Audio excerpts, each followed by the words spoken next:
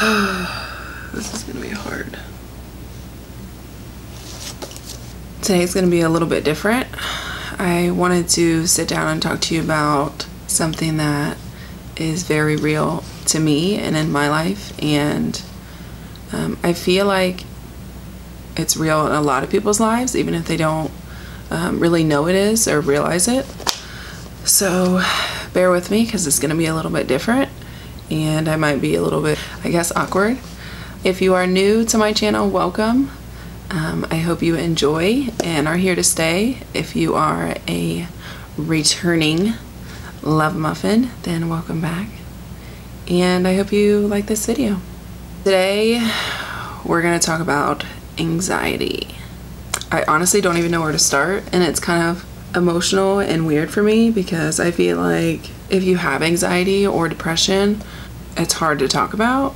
And if you do talk about it, it's usually not with the world. But I feel like since I have a platform like this, that I can share my struggles, and if my struggles, me expressing them helps somebody else, then that's kind of what this platform is all about anyway, is expressing and, you know, sharing with you. So I want to be real and as transparent as possible, and if I can help somebody, then that's really my goal of this channel anyway. I have a notepad here because I wanted to make notes to not forget anything, because I knew once I turned it on I'd be like, ugh. So I basically want to do 6 I guess tips or steps that you can take to help your anxiety, to kind of ease it. But before I tell you that, I want to kind of tell you the backstory of when my anxiety started, and kind of what I struggle with and how I deal with it. So I have always had somewhat of OCD, and if you don't know what that is, it's obsessive compulsive disorder. So it started with that, and then after I had my son, I feel like the anxiety kind of just whoosh right into my face, and my OCD and my anxiety kind of come hand in hand, which is a struggle, because if my OCD tells me I need to do something, then my anxiety tells me if I don't do it, then, you know, X, Y, and Z will happen, and it's typically always not good things. And it's really hard for you to kind of click your brain off and tell your brain and assure yourself that those things are just thoughts and they're not reality and they're not actually going to happen. But in the moment, it's like the wild horse in your head just won't stop running, and the wild horse is telling you that it's real. So you end up caving and doing whatever, you know, well, I do whatever my OCD is telling me that I need to do. So after my son, my anxiety came. My OCD heightened with that anxiety. And then fast forward, I had my daughter, and I feel like it got a little bit better after she was born. It wasn't nearly as bad, because with me, I always need affirmation, and I feel like with a lot of people who have anxiety, it's all about, you know, someone else that you trust affirming you, you know, this is not real, this isn't reality, it's just your brain, it's not actually what's going on. So with me, I really need to be affirmed that, you know, not that I'm crazy, but just my thoughts aren't real.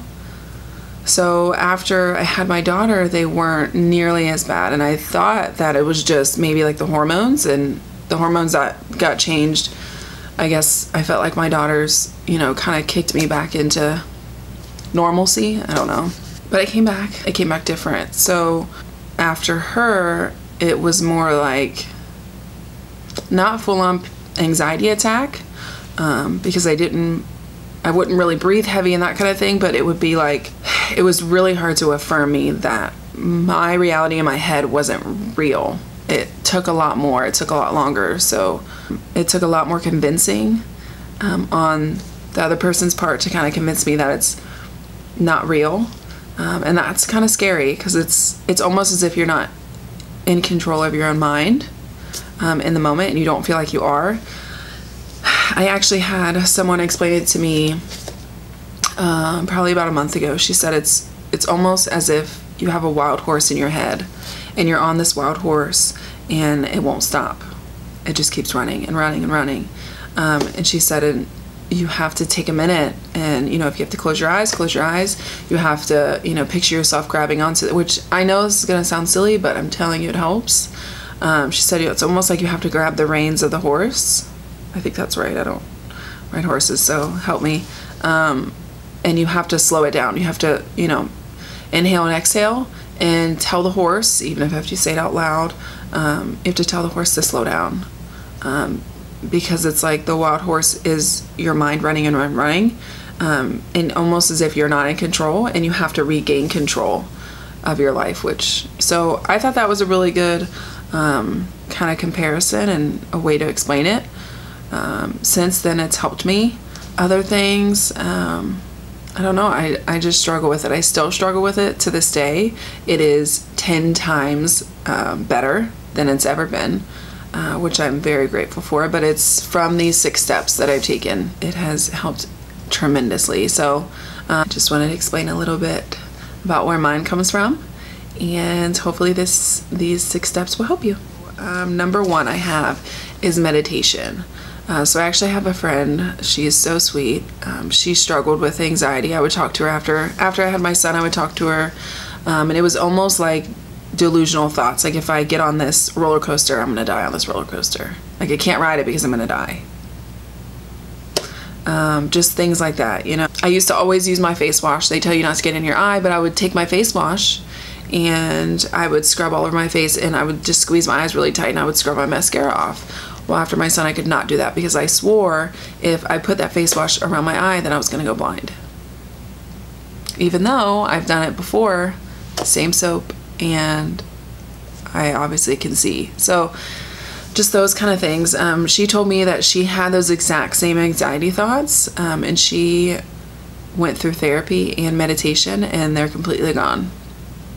So that has helped her. There are apps on your phone that you can get that kind of, it's almost like being in a yoga class. It just kind of calms you down, calms your breathing, kind of talks to you. It's really good for when you're going to sleep, or if you have, alone time when it's quiet in the house, during the day, or, whatever. Those definitely help. So I will leave some of those on the screen somewhere, and in the bottom bar, so you can see that. Number 2 is breathing. So I've kind of already talked about it, the situation of the wild horse. So just realizing that when you are having an anxious moment, that your breathing is usually heightened, that it's usually a little bit heavier. So just kind of realizing in the moment that your breath is out of control, to kind of take a step back and breathe deep.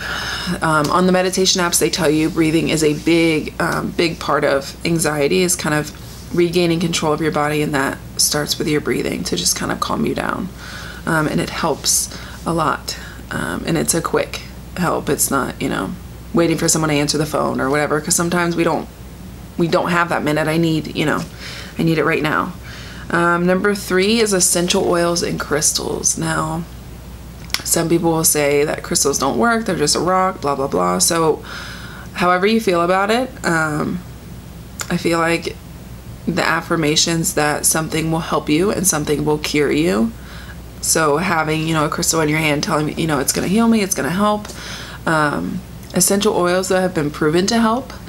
I actually never wanted to be on medication for anxiety, which is a personal choice. If it's bad enough and you do need some, there's nothing wrong with that at all. I just feel like mine wasn't that bad to where I could manage it without it. And if I can, I wanted to at least try. So I have a friend that she sells essential oils, and I wanted to try it because I heard that they help. So I got some of those. At night I let them use, and they really help if I'm feeling really anxious. I have these little beads, and I wear them on my wrist, obviously, and they are volcano rock, and they have little craters in them, and you just you put a drop on a bead, and the scent stays in there. And so I just kind of will take a deep breath, and it helps. I know it sounds silly, it sounded crazy to me because I'm so much of a person that didn't believe in that kind of stuff, but when you have really no other option, worked for me. So maybe it'll work for you. Number 4 is therapy. So that can be anyone in the family. If you don't want to go see a professional, anyone in the family that doesn't struggle with those kind of things can kind of talk you back down to it. My mom was a huge one for me. She really is able to calm me down and make me realize that my thoughts aren't real. My husband is another one. He's really good at kind of making my mind go somewhere else and not focus on, what the wild horse is trying to take me to. But professional help is always a good option. You should not be embarrassed. Everything is confidential. If you don't want to go and see someone, you can talk to them on the phone, you can video chat, and you can do online counseling. So it's not always, I'm going to be seen in the building, or who cares? Your mental health is everything. And if someone's going to see you in the office and make fun of you, then they're not someone that you want in your space anyway. So that's always an option.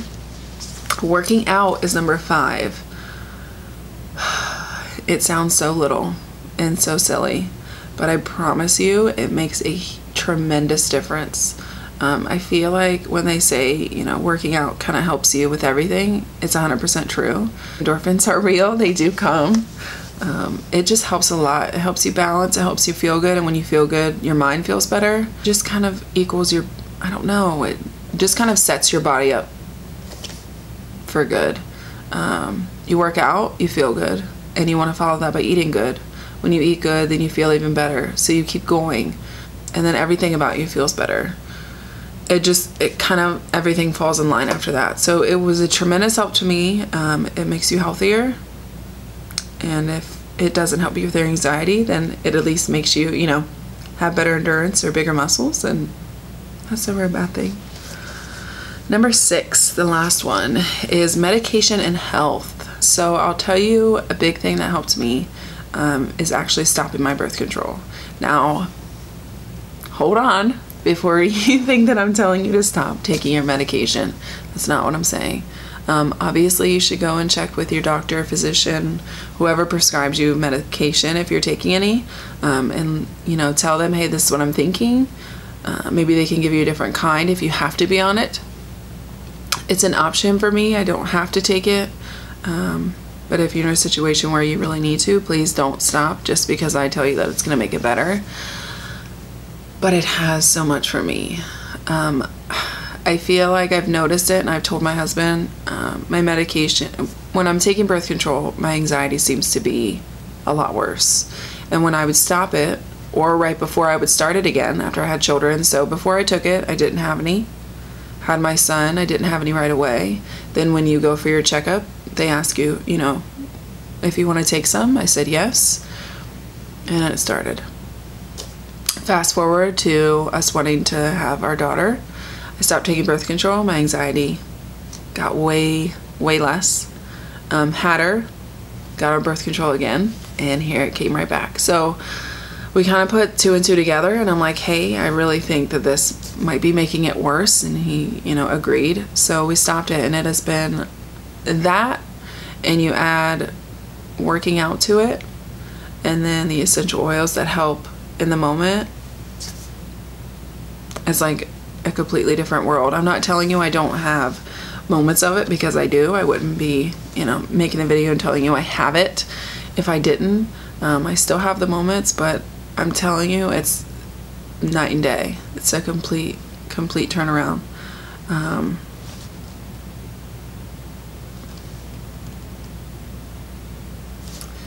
I just want everybody to be healthy, and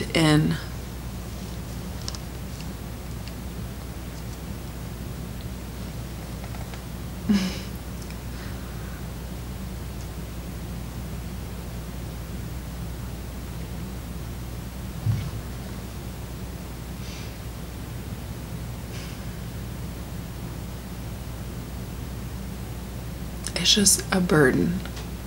And if you have it, you know how it feels. And I don't want anyone to have to feel that way, because it almost makes you feel like you're not normal. And if you have it, you know exactly what I mean. You feel like you are a burden to everyone around you.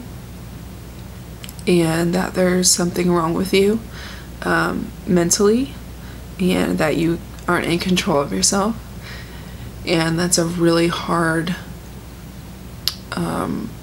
idea to grasp. So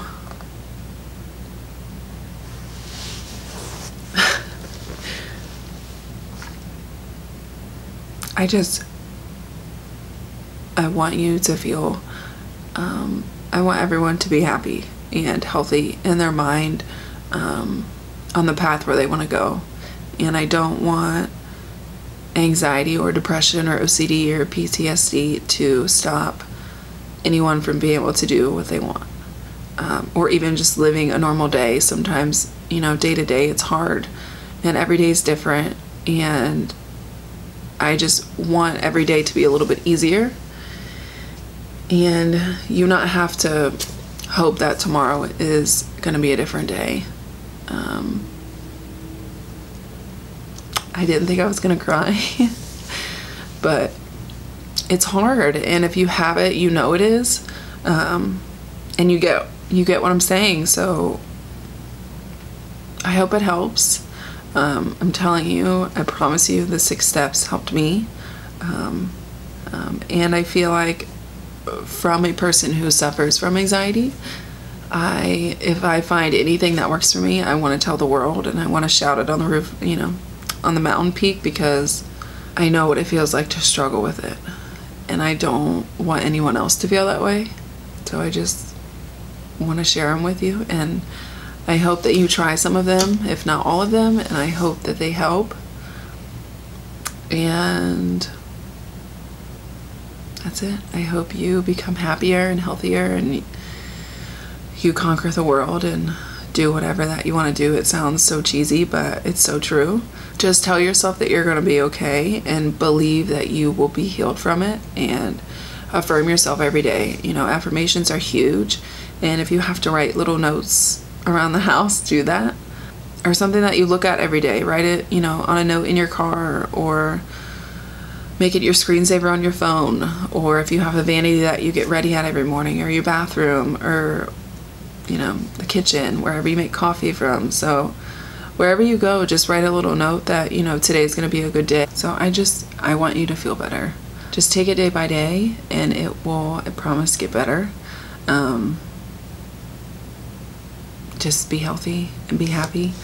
And I hope you enjoyed this video. It's different from my channel, but I want you to know where I'm at, and I want you to know where you could be, and I want you to know it's real, and it can happen, and you can get past it, and it can get better, and you can get better, and you can be in control, and your life cannot be as hard and as stressful and as exhausting, because I've been there and I get it. I just want to share my tips with you. That's the whole point of anything that I'm doing, of my social media, is to express what I'm doing and how I do it and how you can. And so I hope you enjoyed this type of video. If you did, let me know, and let me know how I can help. I would love to hear your stories and what you struggle with, and if I can be here for you and just be an ear. So I love you, and I'll see you in my next video.